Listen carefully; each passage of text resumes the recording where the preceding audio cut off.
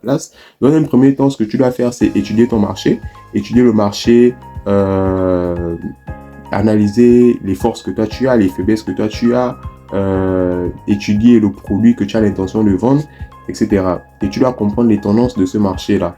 En plus de comprendre les tendances de ce marché, tu dois analyser la concurrence. Quels sont tes potentiels concurrents? Comment est-ce que tes potentiels concurrents en question fonctionnent dans le game dans lequel tu vas te lancer? Quelle est ta cible? La cible à qui tu vas t'adresser pour vendre tes produits. Tu m'as parlé, je pense, de vêtements. Je ne sais pas si c'est vêtements hommes ou vêtements dames. Mais même dans vêtements hommes et vêtements dames, quelle est la cible qui t'intéresse? Est-ce que la cible qui t'intéresse, ce sont les enfants? Est-ce que les habits que tu as l'intention de vendre, les vêtements que tu as l'intention de vendre sont des vêtements pour adultes, pour personnes du troisième âge, etc. Donc, il faut que tu définisses ta cible. En seconde position, il va falloir que tu élabores un plan, donc que tu aies un objectif. Moi, j'aime dire que si tu dois aller, par exemple, au marché, et le marché là, c'est Petit Paris, par exemple, et que tu dois aller à Petit Paris chez Seydou, c'est un de mes fournisseurs, si tu dois aller chez Seydou, tu vas te lever.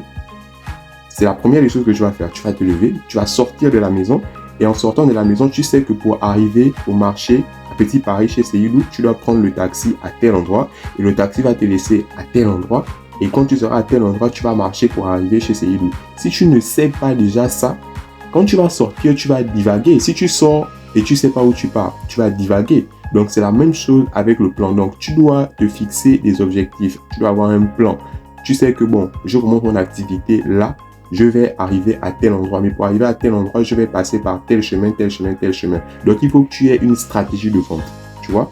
Tu dois établir une stratégie de vente. Tu dois avoir des fournisseurs. Tu dois avoir un plan financier et des objectifs réalistes. Parce que si tu vas peut-être te dire, bon, je commence. Supposons que tu commences maintenant. Tu te dis, je commence, je suis nouveau dans le game et je dois faire 50 millions jours. Ce n'est pas réaliste, tu vois. Donc, il faut que tes objectifs soient réalistes. Si tu es nouveau dans le game, tu peux par exemple te dire que tu vas faire entre 5000 jours ou 2000 jours ou 1000 francs jours, par exemple. Ça dépend de tes capacités. Donc, tu dois t'auto-évaluer et en fonction de ce que tu te sens capable de faire, tu te fixes des objectifs réalistes. Et les objectifs en question, tu peux les ajuster à tout moment, tu vois. Si tu t'es surévalué, par exemple, tu peux ajuster tes objectifs. En troisième position, ce que tu dois faire, c'est au cas où tu veux avoir un local, il va falloir que tu choisisses bien l'endroit où tu veux te positionner. Il faut que tu choisisses bien l'endroit où ton local sera. Et il faut que le local en question soit très bien aménagé. Après, tu dois définir tu dois sélectionner les produits et les services que tu mettras dans les produits, pas services. J'aime les services parce que moi, je vends des services. Bref. Donc, il va falloir que tu choisisses bien les vêtements que tu veux vendre dans ton magasin ou que tu veux vendre, même si c'est en ligne.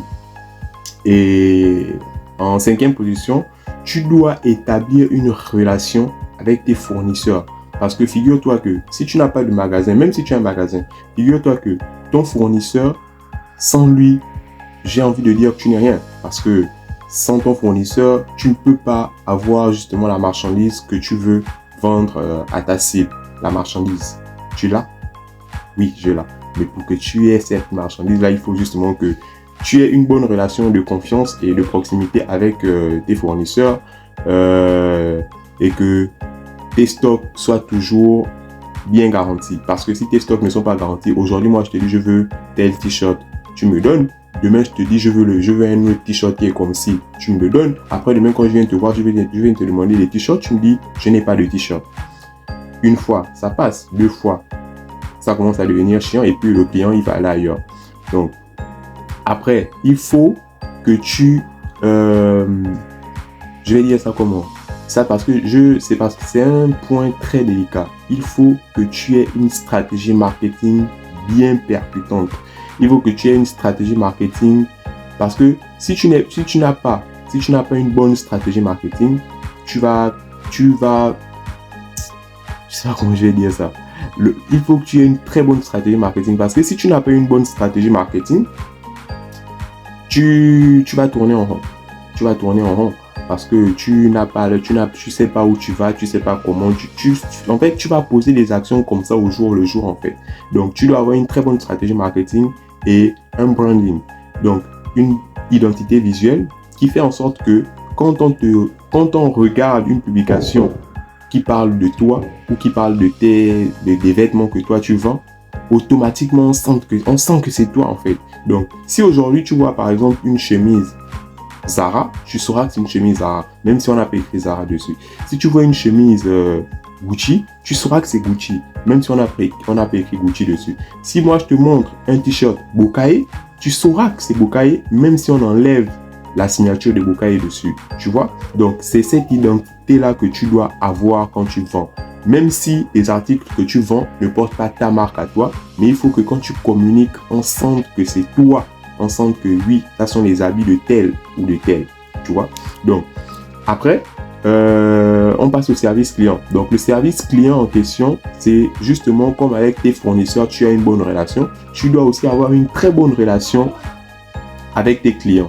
Pourquoi? Parce que, comme on dit, le client, il est au centre. Le client, il est roi. Le client, c'est lui qui te paye. C'est pas ton ami. Le gars qui te paye là, tu dois le satisfaire. Tu dois avoir une très bonne relation avec lui. Après, on a le fait que quand tu décides de te lancer dans un marché, tu ne vas pas te lancer dans le marché en question et stagner. À un moment donné, il faut que tu évolues et que tu t'adaptes aux tendances. Tu vois, si nous sommes en 2024 et que tu continues à nous vendre des habits de 2005, sachant que, supposons que le style des années 2005 ne soit pas revenu à la mode, toi tu continues à nous vendre ça, bien, tout le monde va partir acheter chez tes concurrents et non chez toi. Donc après ça, le reste, c'est maintenant tout ce qui est chiffres, la gestion financière de ton entreprise. Il va falloir que tu aies une comptabilité bien détaillée pour voir si effectivement tu avances ou pas. Il va falloir que tu te formalises à la longue. Peut-être, ça c'est si tu veux. Il y a des gens qui sont dans l'informel, là, ils font beaucoup les deux. Ils sont en China. C'est toi qui vois à quel niveau tu veux être, tu vois. Donc, après, si tu as maintenant des intentions d'étendre justement ton marché, quand tu as déjà fini de faire asseoir le magasin que tu as, si tu veux maintenant décider de t'installer dans une autre province, dans un autre pays, ça c'est toi qui vois. Mais après, j'avoue que j'ai oublié un élément très important, c'est quand je parlais de marketing et de communication, il faut que tu définisses bien tes canaux de communication en fait. Il faut que tu définisses bien tes canaux de communication. Par canaux de communication, j'entends au cas où tu ne vends pas dans un magasin, il faut que tu vendes sur, je vais dire ça comment, sur un réseau qui est justement adapté aux produits que tu vends. Donc, à tes vêtements, il faut que tu définisses bien le réseau. Tu vas pas, par exemple, aller vendre tes habits sur LinkedIn. Ça marche pas. Tu vois un peu ce que je veux dire. Donc, il faut que tu définisses bien ton réseau, que tu définisses bien la stratégie de communication, que tu définisses bien tes objectifs et perso, je pense que ça va le faire. Donc, c'est mon humble partage à ce que tu me demandes. Maintenant, peut-être que j'ai oublié certaines choses ou peut-être que je n'ai pas certaines informations. Mais c'est ce que je pourrais partager avec toi. Allez ensemble.